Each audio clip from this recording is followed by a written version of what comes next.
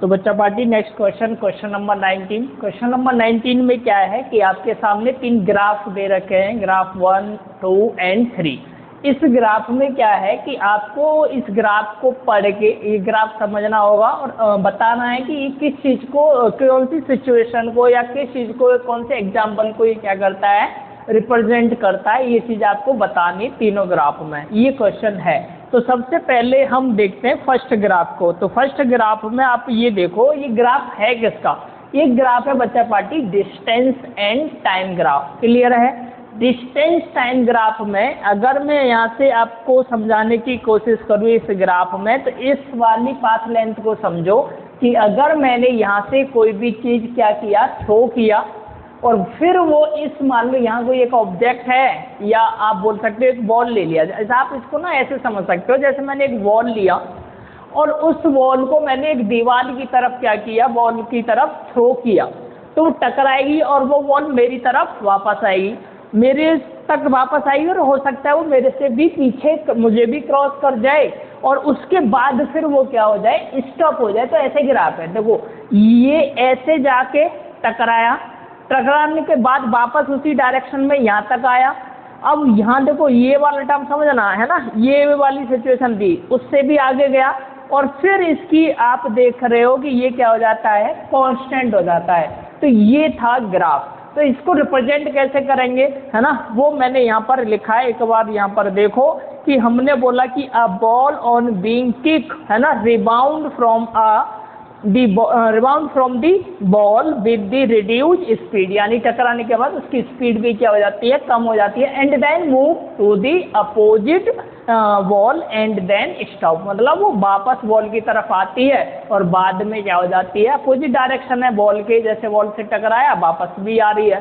तो टकराने के बाद आफ्टर सम टाइम उसकी जो स्पीड हो जाएगी या वो क्या हो जाएगी, रुक जाएगी, आप ये कह सकते हो। तो ये था फर्स्ट ग्राफ जो रिप्रेजेंट कर रहा है। ठीक है, अब बात करते हैं सेकंड ग्राफ की। तो पहले यहाँ समझो बच्चा पार्टी, ये ग्राफ फिर से किसका है। अब यहाँ पर ध्यान से देखना, ये ग्राफ था आपका, आप बोल सकते हो डिस्टेंस टाइम ग्राफ। ये ग्राफ जो है वो है BT, मतलब वेलोसिटी टाइम ग्राफ। तो वेलोसिटी टाइम ग्राफ अगर ये है, तो यहाँ पर अगर मैं समझाने के लिए, यहाँ पर भी वही बताना है कि भाई ये किस चीज़ को एक्सप्रेस करेगा, यानी कौन सी सिचुएशन को शो कर रहा है। तो आप इसको मान के चलो कि ये कोई ऑब्जेक्ट की वेलोसिटी है, तो यहाँ पर पॉजिटिव वेलोसिटी होगी और इस पॉइंट पर क्या बोलोगे, 0। लेकिन 0 के बाद भी ये वेलोसिटी क्या हो रही है, शो हो रही है। मतलब जितनी पॉजिटिव, अगर मैं बोलूँ कि ये 30 किलोमीटर पर आवर है या 30 मीटर पर सेकेंड भी बोल सकते हैं, तो ये माइनस में भी फिर से उतनी है ना, ये माइनस के साथ हो जाएगी।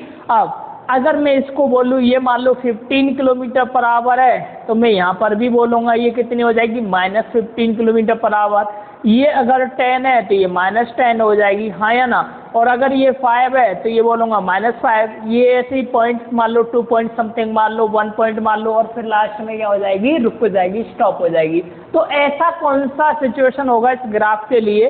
तो आप ये समझो कि यहाँ पर भी एक बॉल का ही एग्जाम्पल आप लो। अगर मैं बॉल को मान लो ग्राउंड नीचे से, है ना, नीचे से डाउनवर्ड डायरेक्शन से ऊपर की तरफ अपवर्ड डायरेक्शन में अगर बॉल को मैं थ्रो करूं ऐसे करके, तो आप देखोगे एक सर्टेन हाइट तक जाएगी। वहाँ पर इसकी वेलोसिटी जब हाइट मैक्सिमम होगी, अभी यहाँ इनिशियल वेलोसिटी होगी, है ना, और फिर ऊपर जाएगी तो इसके पास फाइनल वेलोसिटी होगी, और मैक्सिमम हाइट पर फाइनल वेलोसिटी आप जानते हो क्या हो जाएगी, 0। और फिर वापस आएगी 0, है ना, फिर नीचे जाएगी। समझ मारे, डाउनवर्ड डायरेक्शन में भी है। अब यहाँ पर देखो तो ये माइनस में भी शो कर रहा है, समझ में आई बात है। तो ये एक एग्जांपल आप बता सकते हो कि अगर मैं एक बॉल ले लूं और बॉल को नीचे से, मतलब डाउनवर्ड डायरेक्शन से ऊपर की तरफ अपवर्ड डायरेक्शन में हम क्या करें, उसको थ्रो करें, और उसके बाद फिर देखेंगे मोशन की धीमे धीमे उसका मैग्नीट्यूड जो होगा वेलोसिटी का वो घटता जाएगा, है ना, पॉजिटिव में भी कम होता जाएगा, नेगेटिव में भी कम होता जाएगा, और वो आफ्टर सम टाइम वो क्या हो जाएगा, 0 भी हो जाएगा। ठीक है, रुक जाएगा। तो ये भी मैंने यहाँ पर लिखा है, पहले एक बार देख लो क्या कि ये ग्राफ क्या रिप्रेजेंट कर रहा है। तो लिखा है this graph represent the motion of the ball, है ना, throw up with the some height initial velocity, यानी कुछ उसकी हाइट है इनिशियल वेलोसिटी के साथ, एट मैक्सिमम हाइट, उस समय पर जब वो मैक्सिमम हाइट कवर करेगा तो वहाँ फाइनल वेलोसिटी क्या हो जाएगा, 0 हो जाएगा, ये याद रख लेना। देन फॉल डाउन, और फिर वहाँ से वो नीचे की तरफ आएगा, है ना, रिबाउंड अप, और नीचे से भी फिर ऊपर जाएगा। तो ये चलता रहेगा, कंटिन्यूस होगा, सम लेस वेलोसिटी, और हर बार उसकी वेलोसिटी जितने भी वो टकराने के बाद वापस जा रहा होगा तो उसकी वेलोसिटी क्या करती जा रही होगी, घटती जा रही होगी। ये था सेकंड पार्ट, क्लियर है। सेकंड ग्राफ हमने रिप्रेजेंट किया। अब लास्ट ग्राफ देखो। लास्ट ग्राफ में क्या है, अगर मैं आपको समझाऊं कि मान लो यहाँ से कोई एक ऑब्जेक्ट है ना, पहली बात तो ये देखो, ये भी ग्राफ पहचानना आपको है किस चीज़ का।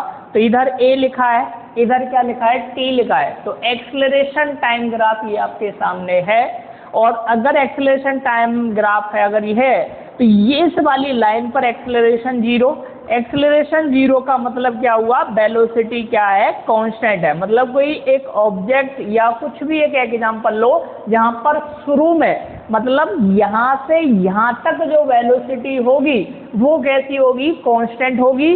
फिर अचानक से सडनली उसमें क्या आ जाता है, एक्सेलरेशन होगा, और फिर नेगेटिव एक्सेलरेशन मतलब अपोजिट डायरेक्शन में ऐसे बोल सकते होगा, और फिर से वो क्या हो जाएगा, कांस्टेंट हो जाएगा। तो ऐसी सिचुएशन बताओ कहाँ पर पॉसिबल है, या ऐसा कौन सा एक एग्जाम्पल हो सकता है। तो आप याद करो कि अगर क्रिकेट का एक एग्जाम्पल आप लो कि एक बॉलर है और वो अपने रनअप पे है, और रनअप से दौड़ना स्टार्ट करता है, दौड़ते हुए आता है।